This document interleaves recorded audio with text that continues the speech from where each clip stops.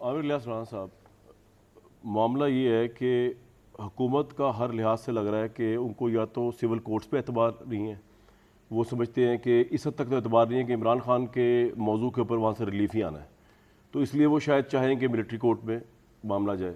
دوسری طرف دلیل منیب صاحب نے دی ہے کہ ان کو لگتا ہے کہ وہ ٹرانسپیرنٹ نہیں ہوتا اور بلا وجہ ایک نیا کھاتہ کھل جائے گا، کہنے کا مطلب یہ ہے۔ آپ کے خیال میں یہاں پہ ہونا کیا چاہیے کہ جہاں پہ انصاف بھی قربان نہ ہو اور جہاں پہ عمران خان صاحب کے ساتھ بھی انصاف ہو، اور وہ ریاست جس کے اوپر شاید شیخ مجیب نے بھی ویسا حملہ نہیں کیا جس طرح کا یہ ہوا ہے 9 مئی کو، وہ حملہ تو شاید شیخ مجیب نے بھی نہیں کیا، انہوں نے پاکستان کی تنصیبات پہ تو شاید جو عسکری تنصیبات پہ اس طرح اٹیک شاید نہ کیا، جب وہ گرفتار کیا گیا بعد کے معاملے کا تو اتنا نہیں مجھے پتہ، زیادہ چلی ہوگی سول وار۔ تو اب کس طرح سر اس میں سے آپ کا ذہن کیا کہتا ہے کیا ہونا چاہیے؟ دیکھیں بھٹو صاحب کو کہاں ٹرائل کیا گیا؟ سویلین کورٹس میں، کیس بھی وہی تھا، ملٹری انسٹالیشنز کا نہیں تھا۔ ہم اس بحث کو چھوڑ دیں کہ یہ ملٹری میں جا رہا ہے یا سول کورٹس میں جا رہا ہے۔ ایشو یہ ہے کہ ہماری عدلیہ نے ہمیشہ بڑے لوگوں کے ساتھ ایک اسپیشل ٹریٹمنٹ کیا ہے، جیسے آپ نے نواز شریف کی مثال دے دی۔ عمران خان صاحب کو ریمانڈ سے اٹھا کے ججز کے گیٹ سے لا کے پیار محبت کے ساتھ اپنا گیسٹ بنا کے اگلے دن ضمانت کا بندوبست کرا دیا۔ اچھا اب میں اور آپ کیا کریں؟ کیونکہ جب عام آدمی جاتا ہے اس کے 50,000 کیس پڑے ہوئے ہیں ہائی کورٹ میں، سپریم کورٹ میں، ہزاروں کیس ہائی کورٹس میں پڑے ہوئے ہیں، لاکھوں کیس نچلی کورٹس میں ہیں، اس کے لیے کوئی بندہ تیار نہیں ہے کہ 2 مہینے کی چھٹی میں نے نہیں کرنی اور میں نگرانی کروں گا، چاہے وہ چیف جسٹس ہمارے محترم ریٹائر ہونے جا رہے ہیں، کہ آخری سال میں وہ 2 چھٹیاں نہ کریں۔ وہ کہیں باہر بھی نہیں گئے، وہ لوگ تو کہتے ہیں قاضی فائز عیسیٰ کی وجہ سے نہیں جا رہے، لیکن وہ عدلیہ میں تو بیٹھے ہوئے ہیں نا۔ لیکن ایشو یہ ہے کہ عمران خان ہو یا کوئی ہو، آپ کے پاس بالکل ٹھوس ایویڈنس ہونا چاہیے، آپ جہاں مرضی چلا لیں، آپ کے اوپر آئے گا اعتراض۔ جیسے میں نے بھٹو صاحب کی بات کہی، آج ملٹری میں جائے گا اعتراض آئے گا؟ نہیں، میں کہہ رہا ہوں سویلین میں بھی اگر بڑے آدمی کو سزا ہوگی، اچھا اگر بڑا آدمی کوئی ایسی بات، ٹرائل ہوگا، مطلب میں کہہ رہا ہوں مطلب ماننا تو ہے ہی نہیں کسی نے، تو پھر آپ فیصلہ کیجئے کہ اس ملک کو بچانا ہے، کیا کرنا ہے۔ یہ میں اور آپ بحث میں پڑ جائیں کہ جی میں اس طرف ہوں اور آپ اس طرف ہیں، بھائی فیصلہ کریں، جو کچھ ہے سامنے لائیں۔ اتنے دن گزر گئے ہیں 9 مئی کے بعد، کچھ لوگ مفرور ہیں، کچھ سامنے بیٹھے ہوئے ہیں، آپ نے پکڑنا ہے آپ پکڑیں، آپ عدالتوں میں لے جائیں، کیونکہ ضمانتیں تو ہونی ہیں، یہ ایک حصہ ہے، سزا ہوگی تو ہو جائے گی۔ عمران خان صاحب کا وہ جو کیس توشہ خانہ والا ہے، جو اب سٹے ہوا ہے آ کے، جس میں صرف اب 2 لوگوں کی شہادتیں ہونی تھی اور کیس کا فیصلہ ہو جانا تھا، کورٹ نے، ہائی کورٹ نے سٹے دے دیا نا اس کے اوپر۔ تو یہ ہمارا سسٹم ہے، ہم اس میں کیا کر سکتے ہیں؟ اب یہاں ہوتی ہی سپورٹ بڑے آدمی کی ہے، وہ ان سب کے پی ٹی آئی کے چھوٹے لوگ کیا ہو رہا ہے ان کے ساتھ؟ الزامات لگا رہے ہیں، ان کے لیے وکیل نہیں دے رہے، پریشر آ رہا ہے میڈیا کا کہ جی آپ نے صرف بڑے لوگوں کے لیے وکیل ڈھونڈے ہوئے ہیں۔ ہر سیاسی جماعت میں بھی یہی ہوتا ہے۔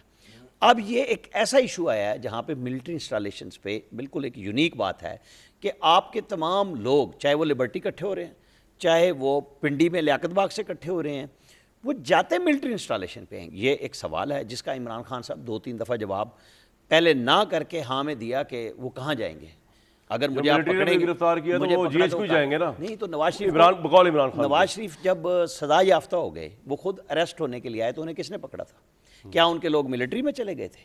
ملٹری انسٹالیشنز پہ چلے گئے تھے؟ نہیں، کورٹس پہ بھی نہیں گئے تھے جنہوں نے فیصلہ دیا۔ فرق یہ ہے، لیکن اب ہمیں کہیں نہ کہیں بطور سٹیٹ ایک فیصلہ کرنا ہے۔ ہمیں دنیا ساری کہہ رہی ہے، چین بھی کہہ رہا ہے، IMF بھی کہہ رہا ہے، ساری دنیا کہہ رہی ہے کہ یار یہ مسائل اپنے حل کریں، ٹھیک ہے، تو یہ حل کرنے کے لیے کچھ تو فیصلے کرنے ہیں تو کر لیں۔ بالکل ٹھیک ہے۔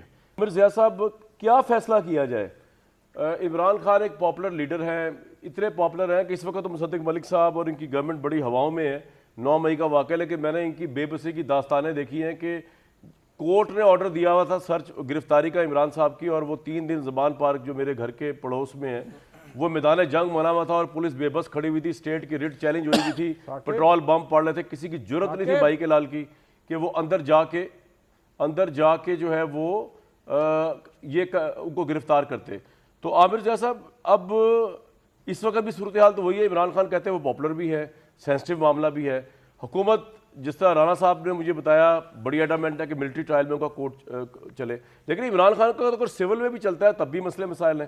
آپ کے خیال میں سر ہونا کیا چاہیے؟ اچھا دیکھیے، جو انصاف ہوتا ہے وہ یہ نہیں دیکھتا کہ کون غیر مقبول ہے اور کون غیر مقبول ہے، انصاف تو ہونا چاہیے، یہ تو میرے خیال میں ہمارا کنسنسس ہے جتنے بھی یہاں پر پارٹیسپنٹس ہیں۔ لیکن جو بڑا سوال ہے، وہ جو بات جہاں سے آپ نے شروع کی تھی کہ کیا ملٹری کورٹ میں جانا چاہیے، میری ناقص رائے یہ ہے کہ دیکھیں جو لوگ سویلین ٹرائی ہوئے تھے ماضی میں وہ ہوئے تھے دہشت گردی کے مقدمات میں. دہشت گردی کی ہم تعریف لیتے ہیں سوسائڈ جیکٹ پہن کر, جس کو ہم کو ڈیفائن کرتے تھے کہ جی بلیک ٹیررسٹ ہے, اور اس کو اس لیے لے کے جانا پڑا کیونکہ وہ عدالت کو انڈر پریشر لیا کرتے تھے, ججز کو مارنے کی دھمکی دیتے تھے, گواہوں کو جو ہے وہ دھمکیاں دیا کرتے تھے, اٹھا لیا کرتے تھے, اور حتیٰ کہ وکلا کے ساتھ یہ ہوتا تھا. تو وہ ایک مخصوص کیس تھا جس کے لیے پھر پارلیمنٹ نے اس کی اجازت دی خصوصی طور پہ کہ جناب ان دہشت گردوں کو آپ گو کی سویلین ہیں لیکن ملٹری کورٹس کے اندر ان کو سزا, ان کا مقدمہ چلے اور سزا ملے, وہ ایک بالکل الگ بات ہے. لیکن اگر آپ ذرا ماضی کے تناظر میں دیکھیں چیزوں کو, ہمارے ملک میں پنڈی سازش کیس ہوتا ہے, فیض احمد فیض اس میں گرفتار ہوتے ہیں, میجر صاحب گرفتار ہوتے ہیں, اور بڑے بڑے نام. وہ سازش کیا تھی جی؟ فوج کے اندر تقسیم کر کے اقتدار پہ قبضہ کرنے کی. ٹرائل کہاں ہوا تھا؟ سویلین کورٹ میں ہوا تھا. جیسے آپ نے بھی فرمایا نا کہ اگرتلہ سازش کیس کہاں ٹرائل ہوا تھا؟ سویلین کورٹ میں ہوا تھا.